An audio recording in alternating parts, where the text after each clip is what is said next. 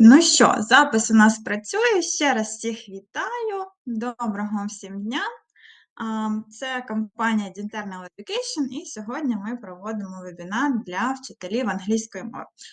Почну ділитися своїм екраном і надам слово пані Ярославі, яка нам дуже допомагала в організації цього заходу. Вона консультантка з іноземних мов Центру професійного розвитку педагогічних працівників міста Києва, і ми їй дуже вдячні за допомогу в організації цього заходу. Пані Ярослава, ваш лист, прошу.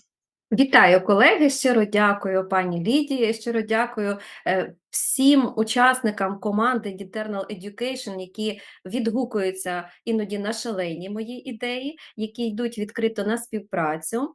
Шановні колеги, хочеться привітати вас перш за все з початком нового навчального року. І хочу побажати кожній і усім нам, щоб цей рік нарешті став переможним для нас. Ви бачите, що ми розпочали цей навчальний рік разом з Dinternal Education з дуже корисної теми. І надалі ми будемо намагатися підтримувати вас різними корисностями, різними практичними порадами, різними практичними завданнями, які можна використовувати, легко адаптувати для будь-якого рівня ваших учнів, будь-якого класу і будь-якої школи. Також хочу нагадати про інформаційну підтримку та зв'язок Центру професійного розвитку педагогічних працівників міста Києва. Ви пам'ятаєте, що у нас є сайт, на якому ви можете зареєструватися до професійної спільноти вчителів іноземної мови. Я вас щиро запрошую. У нас є Фейсбук-сторіночка, де ви можете ознайомитися з усіма анонсами заходів, які проводяться Центром професійного розвитку педагогічних працівників міста Києва разом з партнерами.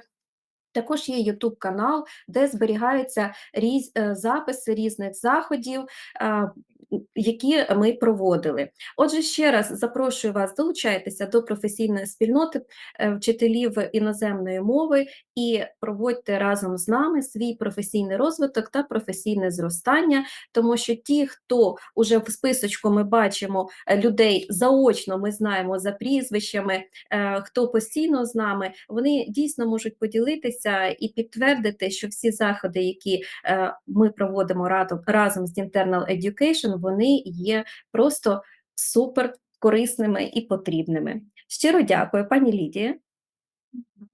Дякую вам, пані Ярослава, дякую за хороші слова. Приємно з вами працювати і, звичайно, сподіваємося на подальшу плідну співпрацю. І хотіла б передати слово своєму колезі Максиму, разом з тим також привітатися з усіма, хто тільки долучився. Дякую за побажання найкраще з новим навчальним роком. Нам дуже приємно. І ми дуже раді, що ви сьогодні з нами. Максиме, я зараз дам тобі ще контроль, щоб ти не сам переключати слайди, так, і ось, слово тобі. Так, дякую, Лідія. Зараз я перевіряю, чи все працює. Так, все прекрасно, все працює. Отож, ще раз вітаю всіх, шановні вчителі. Дякую всім, хто зміг долучитись до нас сьогодні. Буквально пару хвилин загальної інформації від мене. Я передаю своє слово Лідії, вона почне вже сам вебінар. Отож, ми на кожному вебінарі стараємось нагадати про те, що у нас запустився новий сайт. Адресу ви можете бачити зараз у себе на екранах, це dinternaleducation.ua. Чим цей сайт корисний для вас? Це тим, що ви можете слідкувати за календарем подій, чим ми зараз живемо, що ми плануємо, які заходи у нас будуть в майбутньому, що ми організовуємо і тому подібне. Тому переходьте за посиланням, прописуйте сайт і будете тримати руку на пульсі життя з Dinternal Education. Також на сайті ви зможете знайти інформацію про наші курси підвищення кваліфікації ProTeach. Хто вже відвідував ці курси, пам'ятає, Геннадій Білоус цим займався. Зараз ми продовжуємо цей напрямок, продовжуємо розвиток, тому якщо вас це цікавить, ви можете знову ж таки перейти на сайт та почитати загальну інформацію про ці курси, або набрати мене чи когось з моїх колег, з ким ви вже працюєте, і теж поцікавитись на цю тему. Також важлива деталь, ще хочу нагадати про сертифікати. Сертифікати ми надсилаємо після вебінару. Лідія вже зупинялась на цьому питанні, розказувала про те, що потрібно прослухати певну кількість вебінару для того, щоб отримати цей сертифікат. Тому він зазвичай в 99% приходить на пошту без проблем, але іноді трапляється таке, що він заходить в спам, в пошту, і не всі можуть його знайти. Тому знову ж таки на сайті ви можете спокійно знайти свій сертифікат, перейшовши в спеціальний розділ та ввівши пошту, на яку ви реєструвались на захід. От. Ще один важливий пункт. До мене часто звертаються вчителі з запитами на календарно-тематичне планування, грифи, де можна знайти і тому подібне. Знову ж таки, на нашому сайті ви можете знайти всю цю інформацію корисну і ознайомитись з нею. Також можна буде скачати календарно-тематичне планування і залишити його собі. Так, наступний слайд. Тут ви можете побачити контактні дані мої та моєї колеги Ірини Смащук. Нагадаю, я працюю з Оболонським районом та декількома школами у Дарницькому районі. Ірина працює з Дніпровським районом та Подільським районом. Отож, якщо у вас виникають якісь питання по книжкам, по підбору літератури, чи, можливо, ви хочете щось переглянути, чи консультація вам потрібна, без проблем, звертайтесь до нас. Оболонський район – це я, Ірина Смащук – це Дніпровський та Подільський район. В кінці контактів, в кінці вебінару ми ще раз продублюємо, щоб ви могли собі зафіксувати, якщо хтось трішечки спізнився або не встиг. Тому не переживайте, ще раз продублюємо. Ну і буквально коротко про те, що ми пропонуємо на сьогодні з книжок. Молодша школа – це вже прекрасно відомий Fly-High. Наші нові ресурси – це Rise and Shine та Team Together, які вже полюбились українському вчителю. Також на середню школу ми пропонуємо прекрасні ресурси GoGetter та WideWall. На моніторах ви можете бачити зараз дві книжки WideWall. Для тих, хто ще не в курсі, хоча я сумніваюся, що серед нас ще залишились такі. Ми оновили WideWall в цьому році, тобто з'явилося нове видання, друге. Воно повністю адаптоване для України, тобто ця книжка дійсно розроблялась для нас, з думкою про українців, тому я впевнений, що знайде свого поціновувача. І на старшу школу ми маємо Focus 2 та High Note, і на своїх екранах ви зараз ще бачите додатки Focus on Exams, які ми теж пропонуємо до цих ресурсів. Тому обирайте, впевнений, сподобається. Ну і прошу залишатись з нами до кінця. В кінці у нас буде прекрасний розіграш, це буде WideWall, 3-й рівень, оновлене видання, тобто друге, про яке я тільки що казав. Це буде 3 студентбука, тому залишайтесь до кінця, впевнений, що вони знайдуть своїх власників. Отож, зараз я дякую всім за увагу. Наші контакти з Іриною ще раз будуть продубльовані в кінці вебінару. Дякую всім, передаю слово Лідії. Лідія. Дякую, Максиме, дякую, пані Ярославо, дякую всім учасникам. Також тут на зв'язку наша колега Ірина. Бачили контактні дані, я зараз ще раз продемонструю. Будь ласка, зробіть собі скріншот, запишіть, так, і в кінці ми також продублюємо цю інформацію. Це важливі люди в вашому житті, Максим і Ірина, якщо ви вчитель міста Києва і цікавитеся підручниками видавництва Пірсон, вони дуже вам допоможуть правильний вибір зробити і зробити замовлення. Ми почнемо вебінар буквально за пару хвилин. Давайте перевіримо ще раз зв'язок, чи все у нас працює, і перевіримо чат. Ви, будь ласка, в чаті мені напишіть таке слово, давайте подумаємо, що це може бути. Напишіть мені, будь ласка, yes, так, якщо ви тут з нами, якщо ви готові працювати, так, готові вчитися, що у нас це буде не монолог, що я буду з вами мати якусь комунікацію, так, це не тільки буде one way.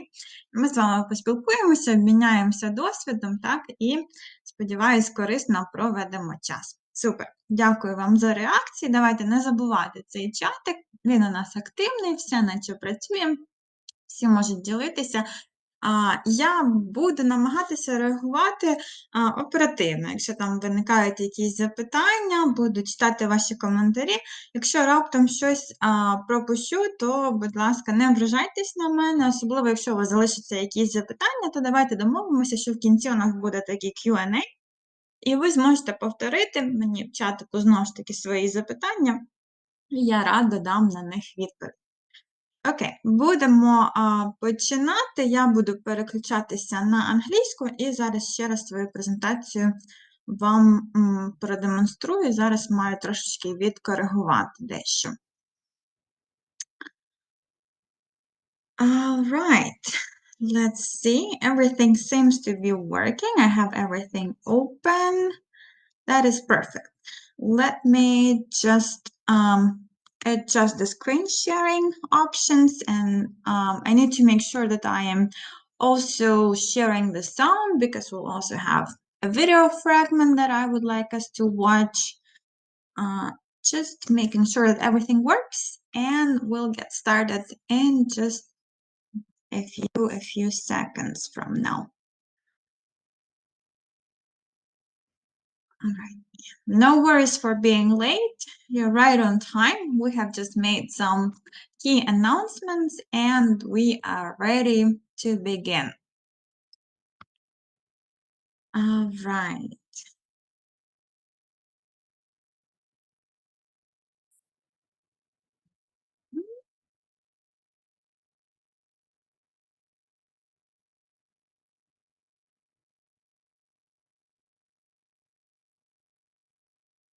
Okay.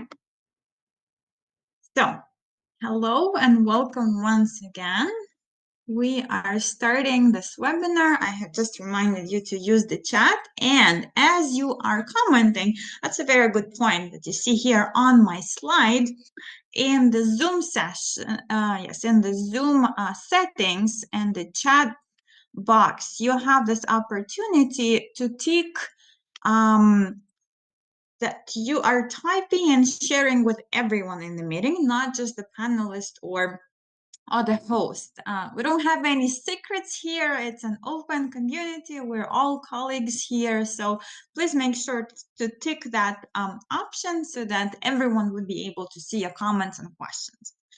Hopefully that's all sorted out and we are ready to begin. I'd like to share a few learning goals and success criteria that are going to be important for the webinar today. So my goal for us today is to plan a perfect new Ukrainian school lesson. I am not going to be shy about it. I think the lesson is pretty perfect in terms of its structure, in terms of its content. I hope you enjoy it and I hope you get inspired by it. And the lesson is going to be for year 7. That's the first year that our 7th graders have started the new Ukrainian school, and they do have some learning goals and objectives that they need to reach according to this reform as well. And as we are completing the session today, I would like us to reflect on this success criteria that you see on the slide here, and one of them would be that you would be able to name, to recollect, to remember 5 key elements that we will discuss that make this new Ukrainian school a lesson great.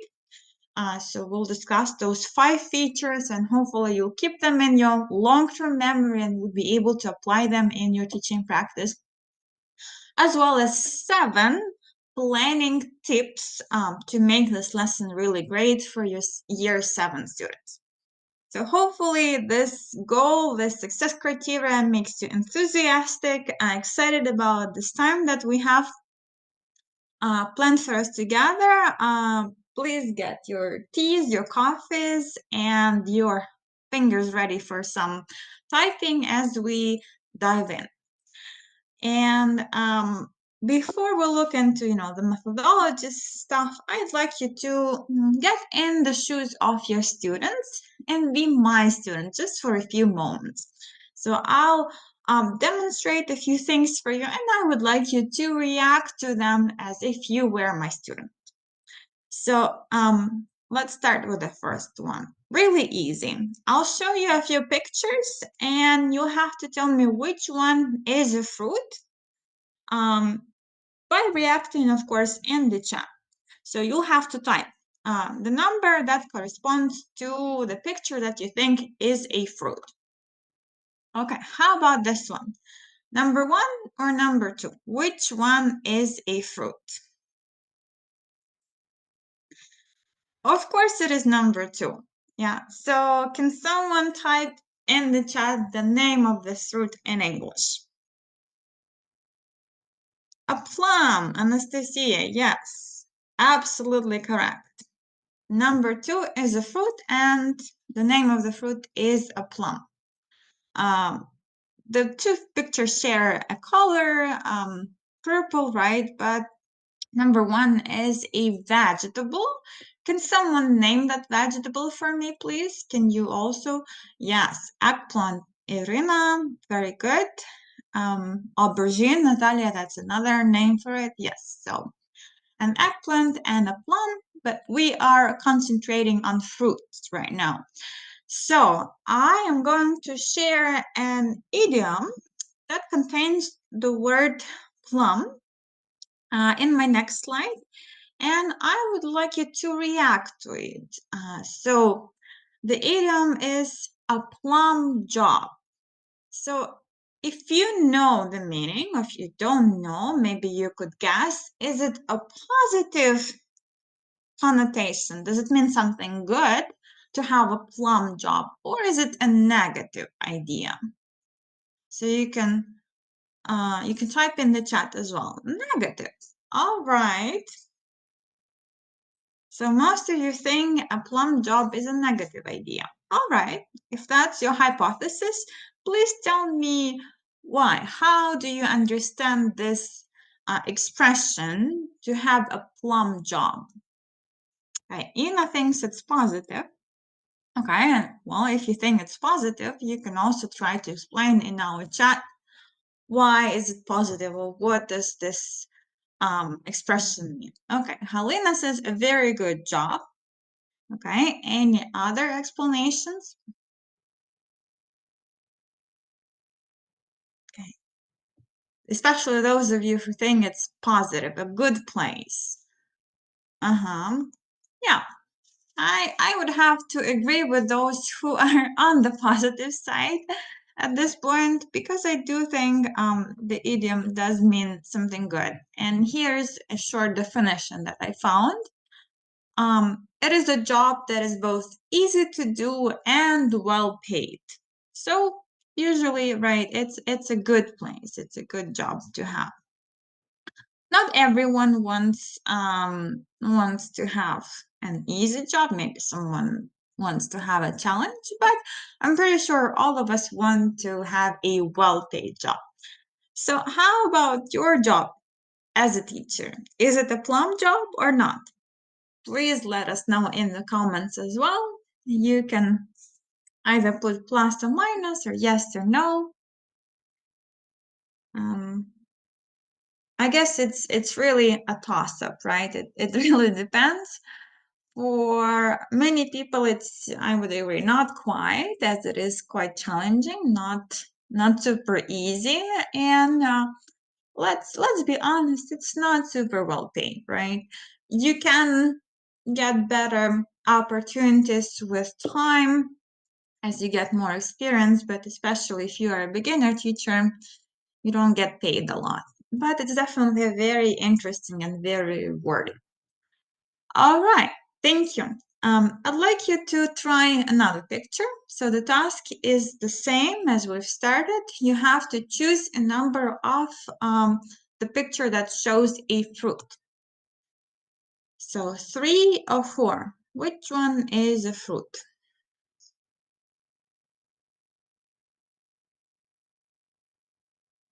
Okay, of course, it's a 3. Also, please go ahead and type the name of the fruit in the chat. A lemon. Very good. Of course, this is a lemon. And the expression that I would like to share with you with this word goes like this.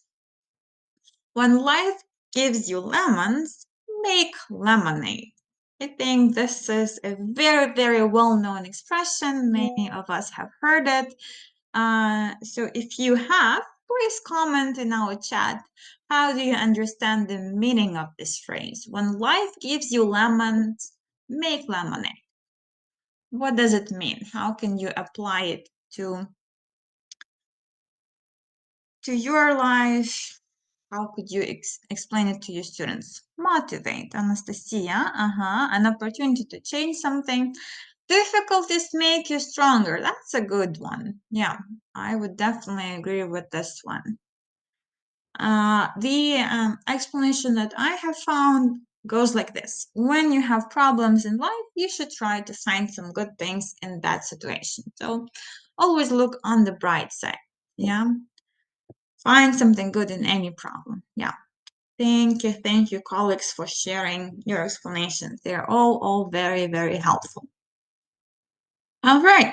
I have one more picture for you to decide if it's a fruit or a vegetable. Please type the number in the chat that corresponds to the picture with a fruit. So 5 or 6.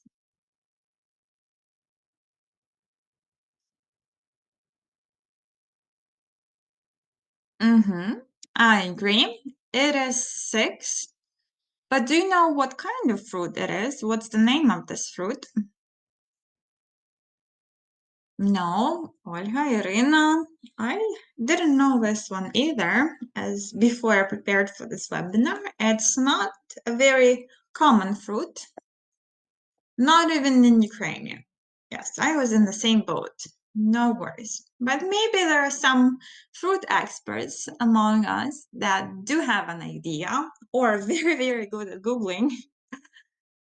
So you can go ahead and give us your ideas. Fixed dates?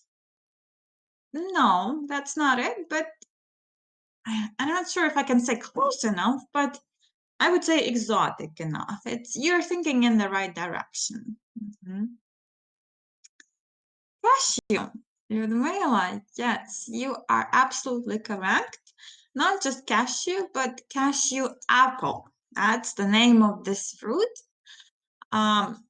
So like I was saying before, I didn't know about it before, but I have known about the cashew nut that is growing on top of this fruit.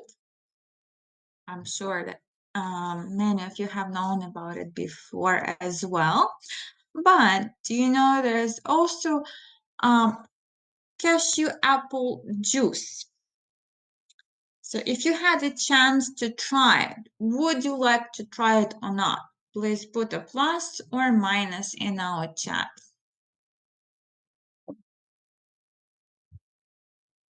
Yes, some of you feel adventurous. Why not?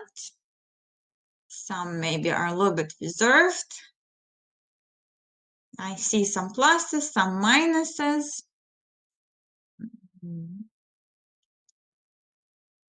I have tried cashew, of course, but I haven't tried the juice. I'm optimistic about it. I think it would be interesting to try. So if you were to try it, do you think you like it or not? And as for the nuts, I'm sure most of us have tried them. You could also write your rating of those cashew nuts from 1 to 5. 1 being not my cup of tea, I don't like those nuts, and 5 being I'm crazy about them, I'm obsessed, I really, really love them. Natalia, 5. Julia, 4. Larissa, 5, 4. Yeah, I think I'm there with you. I like those nuts. They're nice. They have a good taste. Okay, seems like many people like cashew nuts. All right, if you do, you probably buy them. So do you remember how much does a kilo cost? So if you don't remember, I give you permission to go Google and check. So if you remember, you can write in the chat based on your memory. If you don't remember, you can very quickly Google and let us know how much is the kilo of cashew nuts in your closest supermarket or in an online store that you frequently buy from. 450, 500 hryvnia, almost 500.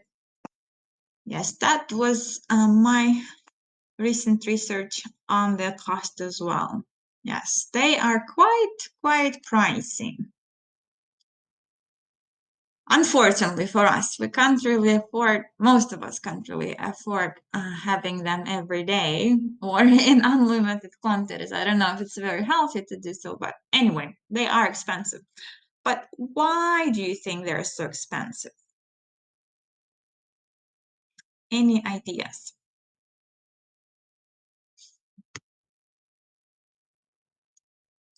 Some people are commenting 400, 800. Yeah, that's big range, but also expensive. So hard to pick delivery. So it costs to get them delivered to Ukraine. We don't grow cashew nuts in Ukraine.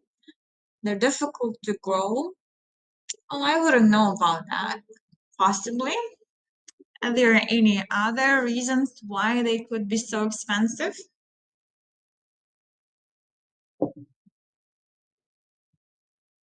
I think you are getting there. You are on the right track. But I suggest that we go ahead and we'll learn together.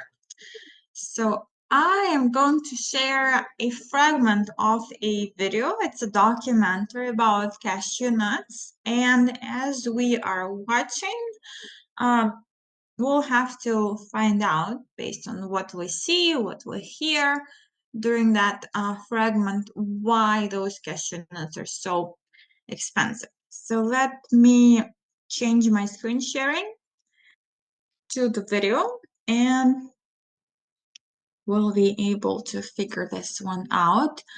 I think my audio should work, but if it doesn't, please make sure to type in the chat right away if you can't hear it, and I will fix it.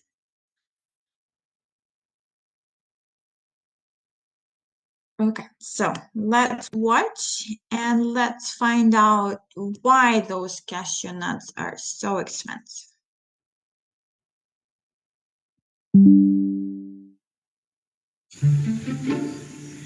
Cashews grow in select tropical climates around the world, from the bottom of a hanging fruit like this. Just 1 kilogram of cashews can cost $10 wholesale. That's over 7 times as much as peanuts. And in the US, retail prices for whole cashews can reach $15 per pound. But without intensive, precise processing, these nuts wouldn't be edible at all. So how exactly are cashews processed? And is this what makes them so expensive? In 2017, the world ate 770,000 metric tons of cashews. They're one of the most popular and valuable nuts in the world, worth over $6 billion today. Cashews grow in tropical locations like India, Vietnam, Ivory Coast, and here in Sri Lanka. The trees are a member of the same family as poison ivy, and like poison ivy, cashew plants contain a toxin called urushiol. It's found in the plant itself and the brown oil inside a nut's shell. It can cause burns, itches, and blisters, which is why unprocessed cashews are considered dangerous to eat or touch. It's also why they require more rigorous processing than other nuts. වෙළඳ පොලේ තියෙන කජු සාමාන්‍ය විදිහට හිතන්නේ මේ නිකම් වෙනවා කියලානේ. නෑ මේක එන්න සංකීර්ණ වැඩක්. Each fruit grows just one shelled nut called a drupe, which workers separate by hand. All right, I'll stop here. There's more to this video, but I think we get the idea based on what we see. So maybe you could quickly type in the comments here in our chat why they are so expensive based on what you have heard based on the video.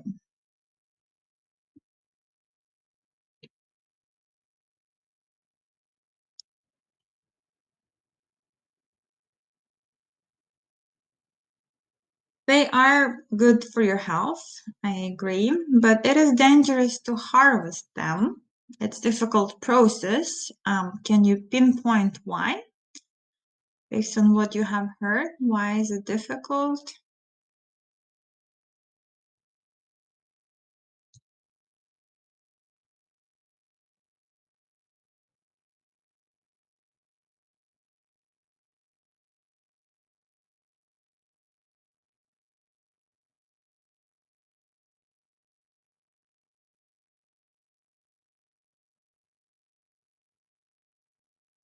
Yes, they do have that poisonous element that's very, very similar or almost the same as in the poison ivy. So it's important to make sure that they are processed correctly.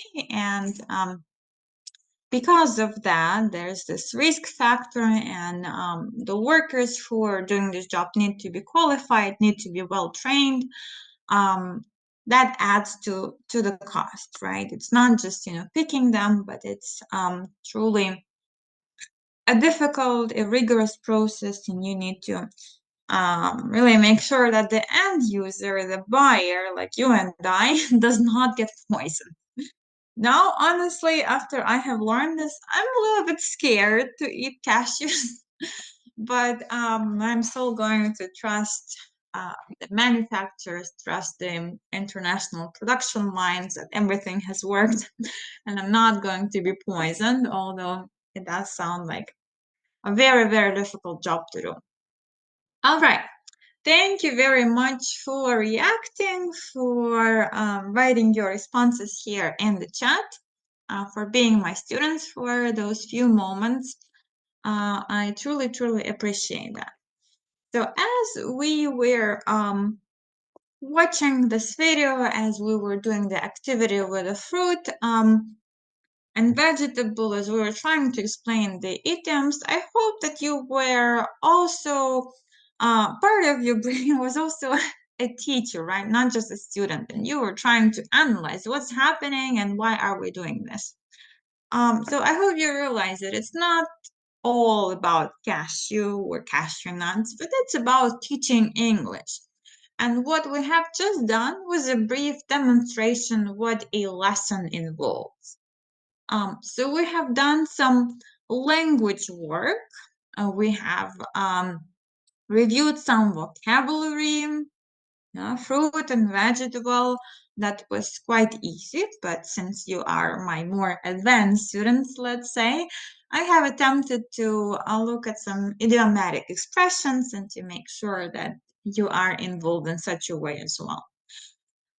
We have practiced some active learning or real life skills, which is when we were searching for information, when we were verifying it. So when you didn't know or couldn't remember the price of cashew nuts, I have recommended you to Google it. Isn't that a real life skill? Absolutely. Hopefully it was fun and engaging. We have also used an authentic resource. We have watched a video that presented material in an authentic way. And we have even used some elements of formative assessments while I was trying to elicit the vocabulary that you already know, different information that I was asking you. So that, all of that is what you can and what you should be using in your new Ukrainian school lessons. So today we will talk about these 5 key elements of a good new Ukrainian school lesson. I would even say it's a perfect one. So what we will look at once again is language work, active learning, what it means, what is active learning, real life skills that can be practiced on your English lessons, how you can use authentic materials, and what can you do in terms of formative assessment. We'll be doing a case study based on the new Ukrainian school curriculum, specifically year 7, as was announced in the very beginning. As you remember, according to a typical program, it's a 3.5 lessons per week, and we'll be taking a look at a lesson from Wider World 3, specifically Wider World for Ukraine. That's a Pearson title that we recommend for a year 7 student, and we'll be looking at a grammar lesson. So let's do some planning, and surprisingly enough, I think we'll start from math, from some numbers. Our typical lesson is 45 minutes, so we need to account for every single minute. We need to make sure that every single minute is active, involved, and our students are engaged and are working towards our lesson objectives. So we'll be taking a look at this page from Wider World. So I've announced it's a grammar page. When I'm planning my lessons, I open the book, I open the teacher's book, and before I start reading, what grabs my attention is, of course, the visuals, right? And if you look at this picture, that's the visual that grabbed my attention. That's the visual that inspired this webinar altogether. If you take a closer look, the girl is drinking a juice, right? And if we consider it in more detail, there's a bit of I wouldn't call it an article, it's a fragment, right? On the girl on her trip, and that's cashew nut juice. So that's where my inspiration was taken from. Anyway, as we are doing our planning, as we're doing our math, we are not just looking at a number of tasks on the page, although that is important, right? As we're planning, we are to consider the different stages of a lesson, and we need to choose a shape of a lesson that is appropriate. So for this lesson, I have decided to take the ESA lesson shape, which stands for Engage, Study, Activate. So have you heard about this lesson shape? Have you used it in your practice? If so, please comment in the chat. I'd love to hear that. I would say this one is quite common, but maybe not known to everyone. So I'm curious to find out if maybe there are some new, something new that you're learning from this. Anyway, as we are discussing this lesson shape, why I have selected it for our lesson is because I think it is quite universal. It can be used for a skills lesson, can be used for a systems lesson, like here with the grammar. And basically, it goes by the mantra, so to speak, as it stands for. You start by getting your students interested, engaged in the material. When there's some sort of activation task, like we have done in the beginning, there could be others. There's, of course, a large portion of the lesson where you have to study the new material, review, or get new information on top of the things that your students already know. And of course, it's not just a theory, right? Your students need to practice it. So there should be a stage to activate, to give your students a chance to actually speak, to use the information, to use the new material, in this case, the new grammar material, in their speaking practice. So let's start with the engage stage here. What is happening? So as I was saying, we start usually, not usually, but very often, we start with a visual. We start with something that interests us, interests our students. So what the book suggests is to do a poll to ask your students what is their favorite fruit juices smoothie, and that can get them started thinking about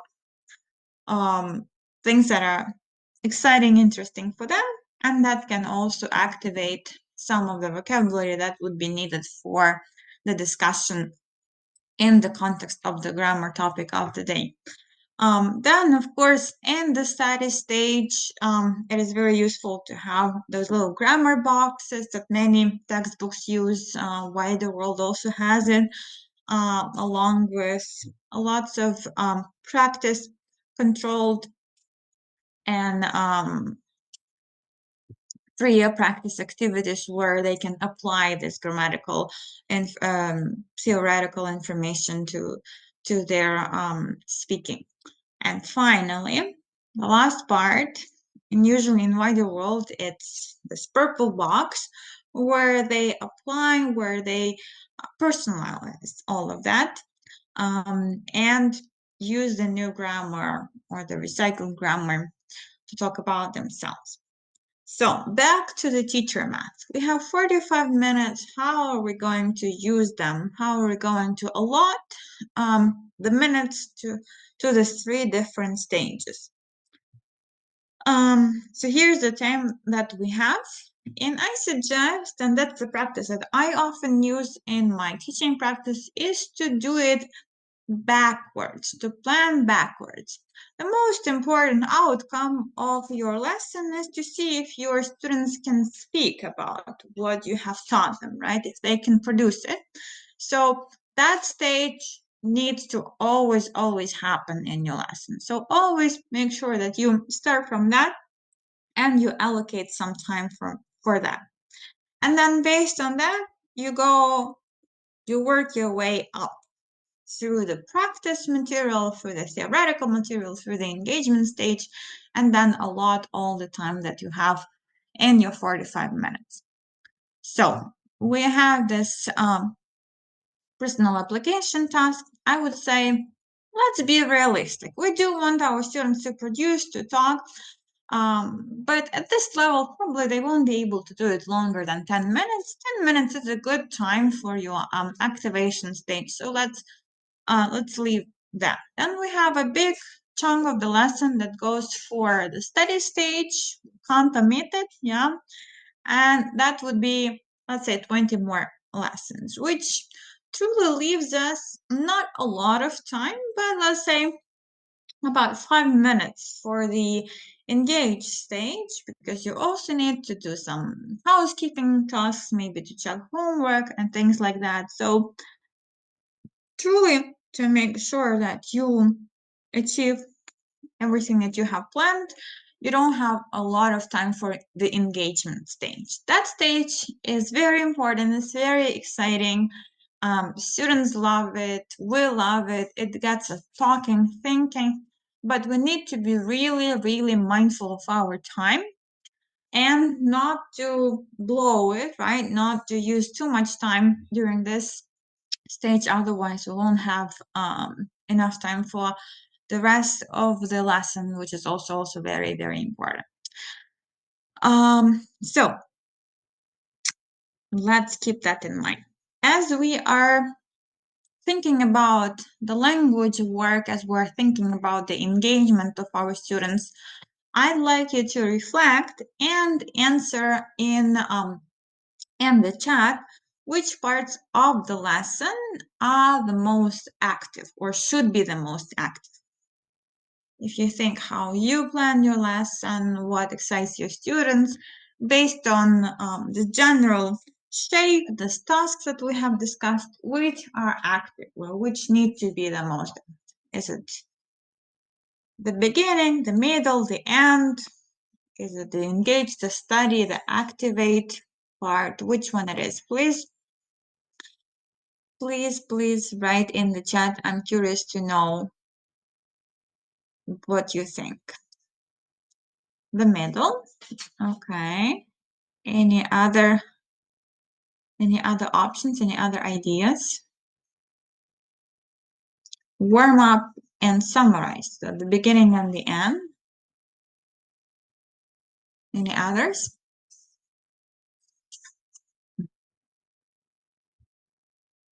All parts, but it depends on the topic. Okay, thank you for those who have contributed. I think I have to agree with all of you, but again, to a degree. So, of course, all the lesson needs to be dynamic and active, but truly it is impossible to keep the same energy level throughout the lesson. We are humans, not robots. Yeah, we need some active time, but we also need some time to cool down. Just like in our webinar here, we have started very, very actively, but now the energy level has dropped. I understand that. That's fine. I don't expect you to be super active the whole time. Yes, there can be energizers and fillers. So you need to plan for those as well. But as you are looking at the lesson plan, you need to also be very, very mindful which parts are which and how you can combine them. Here in our case, those would be the activities in the beginning and at the end of the lesson. And especially those that are asking personalization questions and asking students to work in groups or pairs. So that's when active learning is happening, and we call it active because students are not passively kind of digest information that you are offering them, but they are trying to make it their own. They are trying to figure out what is their stand, right, on a question that you're posing. When they're working with other people, they are engaging, of course, in a conversation. They are trying to figure something out, and of course at the very end of the lesson they need to be active as well, as they are trying to personalize the learning. So let's be mindful that especially the very beginning of the lesson needs to be active. So you need to come up with ideas that truly engage your students and that make them interested in the topic of the lesson, in the discussion that you'll have for them during the time that you have with them. You can try the activity that we have done in the beginning. There's another one that you can do that's very quick, and that's similar to what the textbook is asking them in terms of a favorite flavor. You can ask them to stand by two parts of the room next to the two signs that you have on the board. If you like fruit smoothies, come to this side. If you like milkshakes, come to the other side. Yeah, what's your choice? So you can ask half of the students to. So you can ask students to make their choices, and then give them a little bit time to go to that option, and then pair students up and give them about 2 minutes to share about their choice and convince why their choice is better, why their drink is their preferred, and why it is better. Also, always be mindful of this little watch that they have, stopwatch that they have on the screen, as we were discussing a few moments ago. Timing is very important, and especially in this engaged stage, as it's active, it's interesting, but you cannot spend too much time on it because you do have a lot of work to do.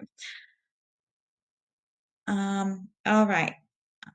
As I was saying, there could be other ideas that you could be using. You don't have to make your students move every time as they're going through the warmer.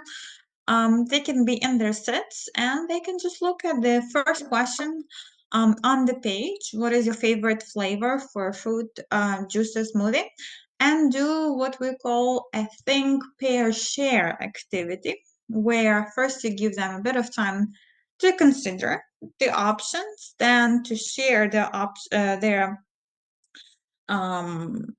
preferences in pairs, and then to discuss them in small groups or with the whole class. So that again would be a way to students learn actively and to engage with the topic. So think, pair, share. That's one way to call it. As we are considering other parts of the lesson, we have to look at the activities that are presented on the page and how we can make them active. As many of you have commented that the middle of the lesson needs to be active as well. I agree. So you need to think through how you can make it active. So I am just highlighting this practice activities that you see on the page and what can you do with them. So, for example, in task 4, students need to find more examples of present perfect and past simple from the text, from the blog post. So they have found that. Great. What else? How can you personalize it? How can you make it more exciting? You can ask your students to do a race and set a time limit. So it can be an individual task, or it can be a group or a pair task, but basically whoever is first wins, and that already helps you to speed up the lesson so that students know that they have limited time. It adds the energy level, so they're not just sitting and looking at the page and kind of going through the motions of the lesson. There's a bit of competition, and less confident students have an opportunity to get some support from their peers, especially if you organize this activity in groups or pairs. So it's important for active learning to take place, and as you're applying it, make sure that you are involving your students in pair work and group work, that is not only solo work, individual work, that you set appropriate time limits and you do keep them. You don't just kind of, oh, are you done yet? Are you done yet? You need to give your students very, very clear guidance and instructions. If you don't set the instructions clearly, then your students wouldn't be able to complete the work on time. I agree, Lyubov. Peer working does provide good results, so I do use a lot of pair work and group work in my lessons as well. And for those active learning stages, when we're activating our students' knowledge, when we're trying to pick their interest, when we are trying to elicit things, we don't really need them to provide answers individually.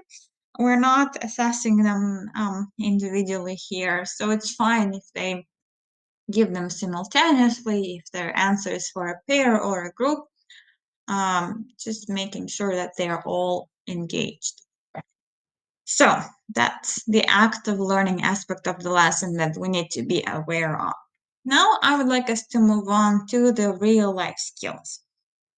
So what kind of skills can we teach our students during our New Ukrainian school lessons? If you remember, and I'm sure you do, the New Ukrainian School Initiative has these key competences that need to be integrated into all of our learning and into all of the lessons that we're planning. And truly, they are there on every single page and every single lesson. We don't have to, invent the wheel or reinvent the wheel. But we need to be intentional by how we are using the activities that we have in our resource, in our textbooks, and we need to truly think them through and make them applicable to our context. So what are some real life skills that can be learned in this lesson? For almost every English lesson, it goes without saying that it's reading with understanding, читання з розумінням. That's if you have a reading passage, even a short one, like a blog post here in this lesson, that's a skill that your students are practicing, so that is being trained, and that's fantastic. Then Another competency that students need to master is a way to express their ideas, their thoughts. That's what we always do in our English lessons, and that's what we start with even task 1 on this page, where students have to give their preference, right? And not just what they like, but why they like it. And that's perfect, and that's what we always use in our lessons. Then another competency that we often practice in our English classes is cooperation and communication with others. So all the pair work, all the group work activities, that ensures that students learn how to do that effectively as well. Another interesting idea is a way to use your emotions well. In Ukrainian, it sounds like конструктивне керування емоціями. Now, we're not psychologists, right? Where we can't give our students psychological training, but we can give them tools to talk about their emotions in English. And by talking, students can learn how to understand their emotions better and how to use them better. So here's the task that you see in exercise 7. Students have to say, did you like it? Yeah. If you didn't like it, why? Or if you liked it, also why? Yeah. What kind of emotions, what kind of feelings did you experience? That kind of questions can be applied to many situations, and that's what you can do in your English lessons as well. Now, if we take a look at this picture here with this girl, as I was saying, it truly made me curious about those cashew nuts, and I planned our whole beginning activity based on this picture. And that's something that also you can do with your students to help them be more creative, more imaginative, to activate this competency in our lesson. So you don't have to, again, rack your mind and saying, well, I'm not very creative. How can I think of a creative task? But any task that starts with the word imagine or create is already a way to stimulate your students' creativity. So you could just simply ask your students to imagine that they are the hero of this article, this blog post. So what are you doing actually? Who are you looking at? Who took this picture, this photo? So you could say things like that, and they could really get curious and get creative. Some students would get very simple answers. Some would really start thinking and giving you very, very interesting ideas. So that doesn't have to be super, super difficult. You can ask your students to create their own fruit and name it. So let's give it a go. Let's practice our own creativity. So if you were to combine and make a new fruit out of a plum and a cherry, how would you call it? So a hybrid between a plum and a cherry, I would call it a chum. How about you? What would you call a hybrid of a plum and a cherry? If you have any other ideas rather than a chum, you can also type them in the chat. I would be very happy to hear those ideas from you. Larry. Okay, that's a good one. I like it. Any others?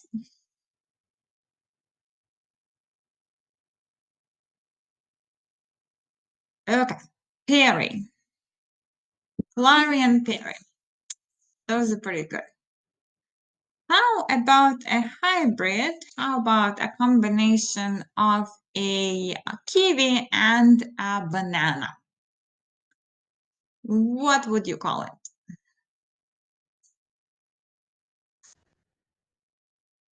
You can also type Tirana, Tinana, Banky. I think I like Banky a lot. Banwy, Banwy. Okay, Kanana seems to be a popular one, banqui. Banqui sounds very Ukrainian to me. Why not? Ivana.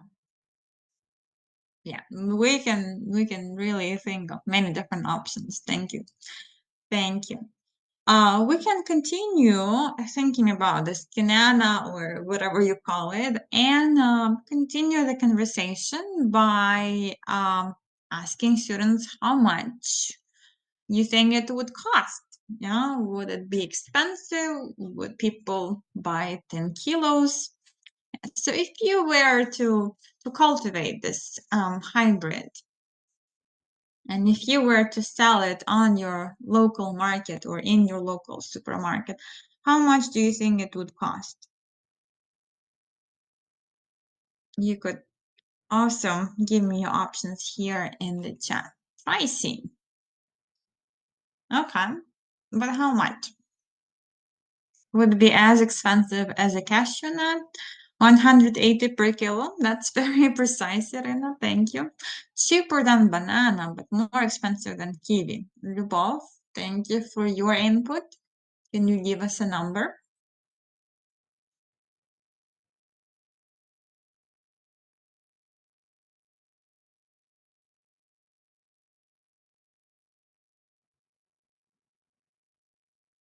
$100 per kilo.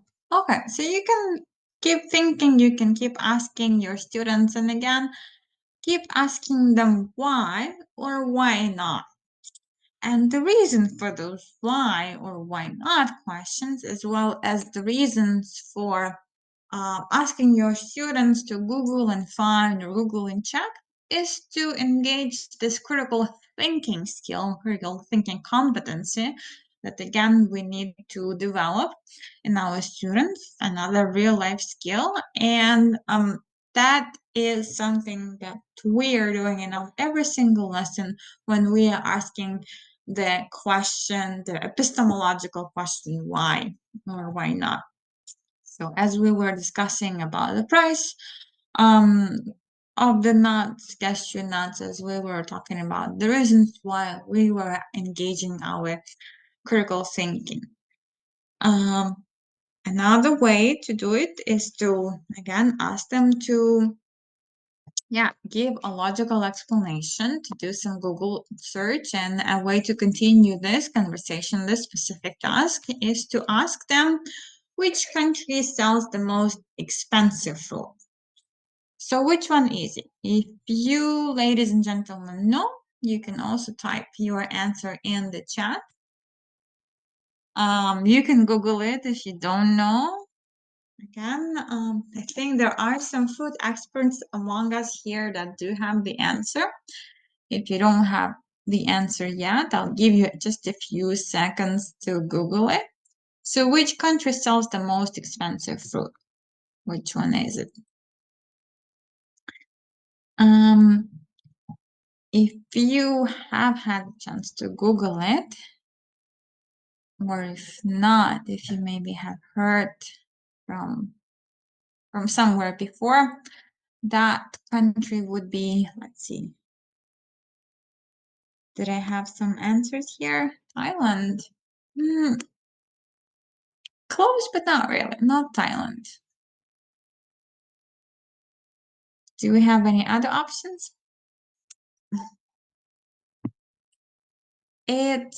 Okay, I'm going. We need to keep going, so I'll just give the answer away. But that's a fun fact that you can also share with your students. It's Japan.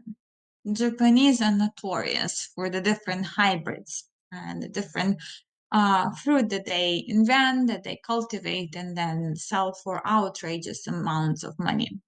Yes, so that's a melon that costs $23,000 per piece, not even per kilo, per piece. So imagine that. Yes, Japan.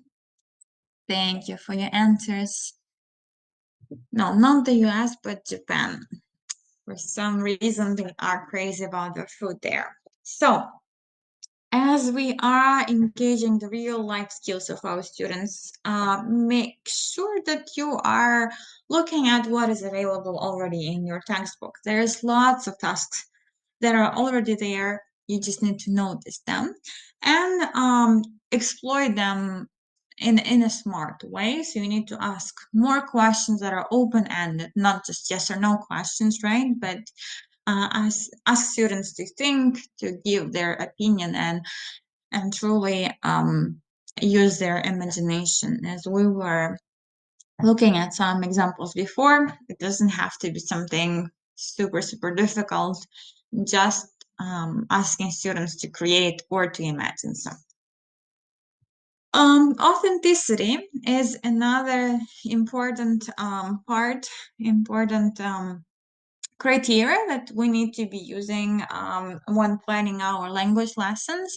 And if you are using a resource like Why the World, a quality world-class textbook, you already have that up your sleeve, so to speak. But how do you know it's authentic? When you take a look at something that is real and relevant to your students. So it's not your imaginable Mr. Brown and Dr. Jones that no one knows about. It's a girl named Ashley, like a person that you can relate to, who's also a teenager who also likes to travel and to try exotic routes.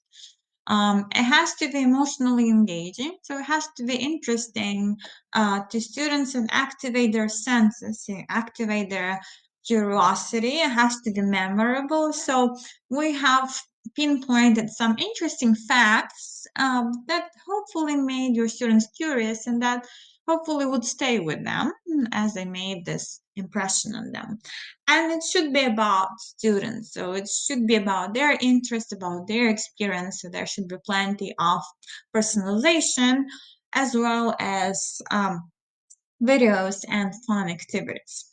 Hopefully we were able to hit all of those proverbial nails as we were watching the videos, as we were trying to engage our students' senses, their curiosity, trying to invent new names for hybrids and put them in the shoes of Ashley and think what they would do in this lesson. And last but not least, as we are planning such a lesson, we need to keep in mind what is called formative assessment. That's a term that I believe is not new for you, but that's something that has been discussed through a number of professional development opportunities. So I'd like you to share with me what you think formative assessment is not. As you look at this slide, there are 4 options, and one of them is not correct. Please type in the chat the number of the option that is not formative assessment that you think does not relate to formative assessment. So number 1, ungraded. Number 2, ongoing. Number 3, what someone has learned. Number 4, evaluation is a process. Okay, I see some of the answers, lots of answers, and they are all correct. Yes, absolutely. Number 3 is not correct because formative assessment is not about what your students have learned, but how someone is learning, how they're learning. So let's take a look at some examples of formative assessment. So you could actually start a lesson like this by putting some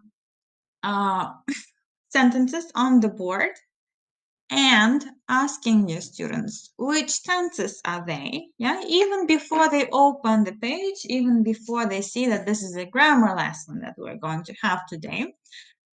You could already activate that knowledge and ask them which tenses are they, and based on this example, so what do you think today's lesson will focus on, right? And if they guess correctly, great. If not, you can ask them to turn to page, in our case, page 40, and to check their ideas.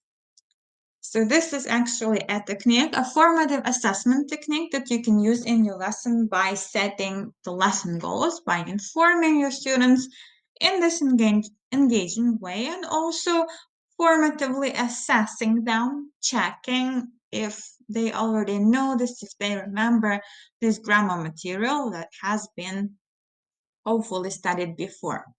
Another technique that you can use to formatively assess your students is called exit ticket.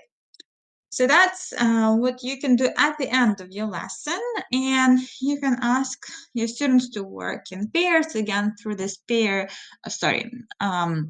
think, pair, share activity. And I'm jumping a little bit ahead. So you can ask your students to think through the experience that they've had during the lesson, think through the activities that they have had in the lesson, and to tell which were easy, which were difficult, and why. And that's an example of an exit ticket activity. Another technique that you can use is, as I have already said, the think, pair, share task, where students again discuss their experience of the lesson, of the activities that they have completed. And as they're doing, hopefully you're doing just one of the three, but what are you doing as your students are working in groups? Can you maybe put the number in the chat? Is it 1, 2, or is it 3? What do you do when your students are busy talking to each other? Are you working on your class notes? Are you looking up the next task? Are you scrolling things on your social media? Or are you monitoring? Are you listening to what your students are discussing and taking notes? Of course, hopefully it's number 3 for all of us. It's monitoring, right? So again, it's a technique of formative assessment when you are paying close attention to what your students are doing in groups and pairs, what kind of language they're using. And this helps you adjust your teaching and helps you continue working in an effective way with them. And all of that is just in this one page of your grammar lesson. You can use those activities, you can use those techniques. It doesn't have to be all in one lesson. And you can find all the different instructions, all the different ideas on how to do them in a teacher's book. Usually there's lots and lots of ideas that you can implement there. So that's from this very same lesson about peer learning, about monitoring, especially if you're a beginner teacher or if you've had a gap in between your teaching career and you need a refresher. I do recommend reading through a teacher's book's notes very, very carefully in resources like Wider World. They are very, very well written and they are a valuable resource. So you can find all of those there and more. So our time is almost over together. We just have a few things to recap. So I'd like us to reflect on the things that we have discussed today. And if you think back to the beginning of the webinar, I promised you that we will discuss 5 key elements of a new Ukrainian school lesson. So you see 3 on the screen and 2 are missing. Maybe you could type here in the chat, what are the 2 things that we have also discussed? So there's language, there's real life skills, there's formative assessment. There were 2 more things that are important, that they are key in planning a perfect new Ukrainian school lesson. And Irina, you are absolutely correct. That's authenticity and active learning. So if you actively work on implementing all 5 of them in your lesson, I can guarantee you it's going to be pretty perfect. I'd like to also invite you to consider which aspects of lesson planning are maybe a bit problematic for you. So which one would you like to improve in this academic year? You can just note this down for yourself, or you could also share in the chat. That's a professional development goal for you, so to speak. As you are planning the year ahead, as you're planning the lesson for tomorrow morning, what is the element that you think you might be struggling with, that you would need to focus more of your professional attention to. So think about it, write it down, and include it in your professional development plan. And hopefully, as the year progresses, you would pay more attention to that and you would become better at this aspect of lesson planning. And to finalize, I'd like us to also review and try to remember those 7 tips that I have shared with you as we were planning this perfect English lesson for New Ukrainian School.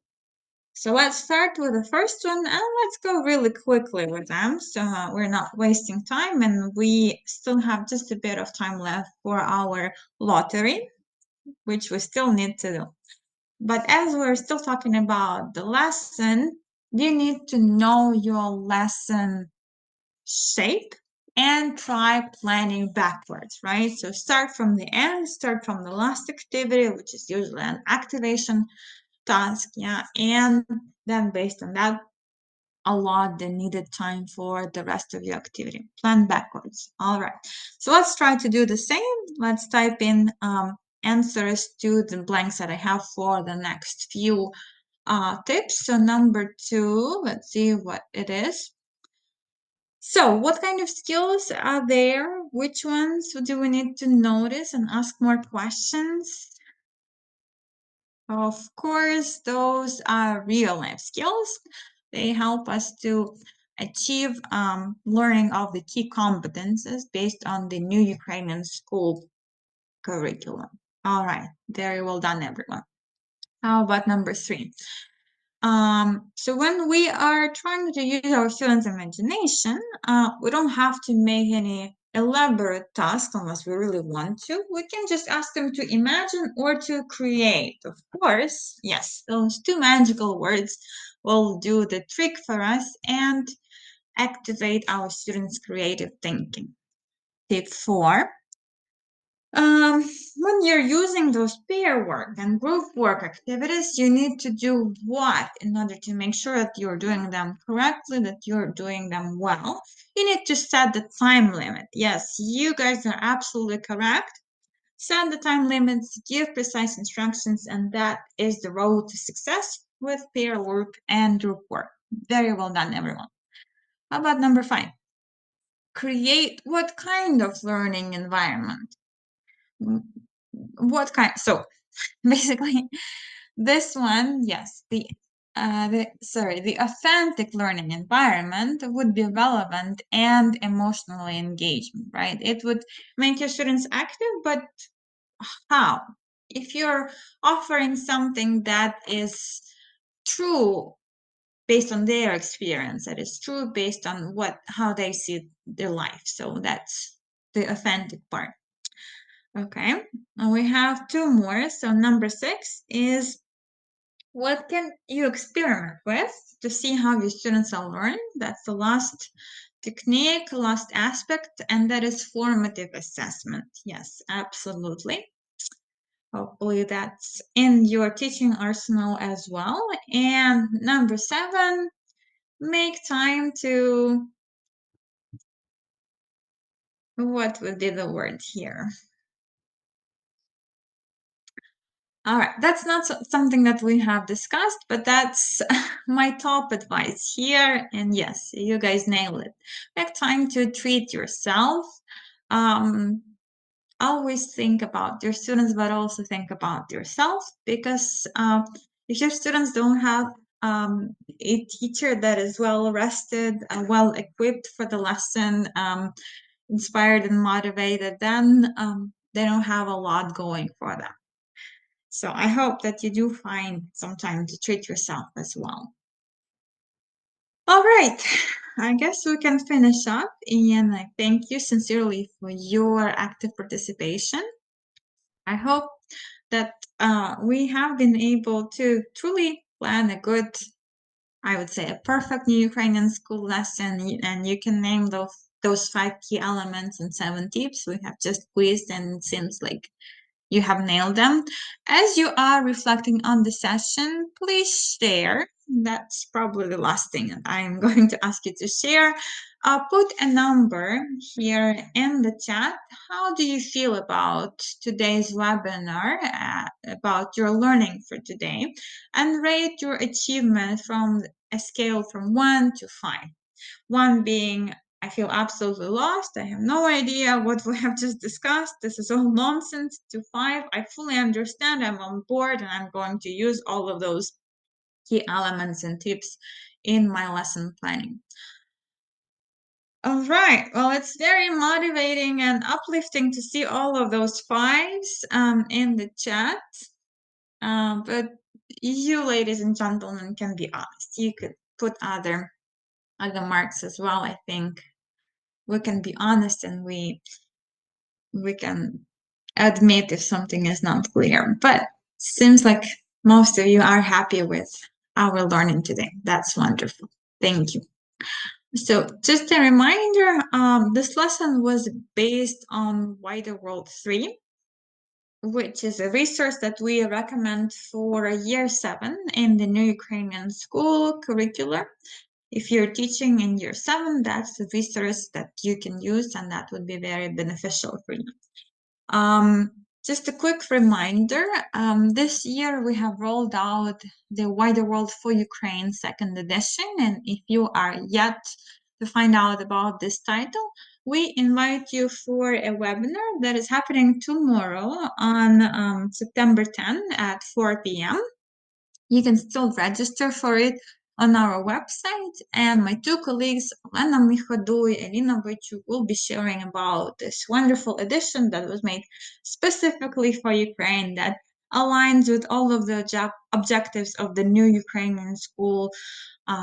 All of the materials are absolutely what you need and what you will use for your New Ukrainian School lessons. My colleagues will be happy to share about all of that with you in the webinar tomorrow. As we are coming to the close of the webinar, I would like to share once again contact information of my colleagues, Maxim and Irina, are your key people in Kyiv. If you would like to get more information about Wider World or any other Pearson resources, go to our website, call them, email them, message them on social media or different messengers, and they will be there to help you. So do take a picture, a screenshot of the slide, and don't lose it. So thank you, everyone. I do have one final thing for you for today, and that's our lottery. So today we will have 3 winners, 3 lucky people who will get a free copy of Wider World 3, so level 3 for your year 7 students, and that's Wider World 2nd edition for Ukraine, for the New Ukrainian School. A great textbook with lots of quality video materials, with lots of authentic resources, lots of engaging activities, lots of ideas on how to make your classes the best they can be, both in person and online. So we'll do a lottery today through our common way. Let me demonstrate how we do that. I'll stop sharing my presentation and I will share my entire screen. I will show you the whole list of the registered participants that we have for our session today. I will copy this list. Let me minimize the presentation. I don't need it anymore. Yes, so like I was saying, we have this list of wonderful participants that have registered for today. I'm copying the whole list so we could use it in our lottery. So you can see that I'm using a whole list. I'm not taking any other irrelevant information, but the list of the registered participants and their emails. It's all on your screens. Now I go to my browser and open the random.org website. I put in the list of participants and I will press on randomize. And as soon as that happens, I will show you the list of 3 lucky people who will get their prizes from today's session. And that will happen in just a few seconds. So best of luck to you. Randomize. All right. You see on the screen, this is the top 3. These are the people who will be contacted by our customer service department. So if this is your email and you are here with us today, please message, tell us I win or I won. We will be very, very delighted. So our managers will get in touch with you and will discuss how to give you your prize, the Wider World 2nd edition, 3rd level. So that is the prize. Thanks a lot, everyone, for participation, for being here with me. It was a true pleasure. I'll stay here just for a few moments more if you have any questions, any final thoughts. I'll be happy to answer them. If not, make sure that you go to our website, Dinternal Education UA. There's our contact information as well. Find us on social media. There's Facebook, there's YouTube. So you can do that and get in touch with us in the same way, and we'll be happy to help you with any questions that you have. All right, I don't see any questions, so seems like everyone is happy with today's session. Again, congratulations to the winners, and we hope to see you in the next events that we have together with Dinternal Education. Thank you once again. I wish you to have a good rest of your day and a productive academic year ahead of you. Thank you and goodbye.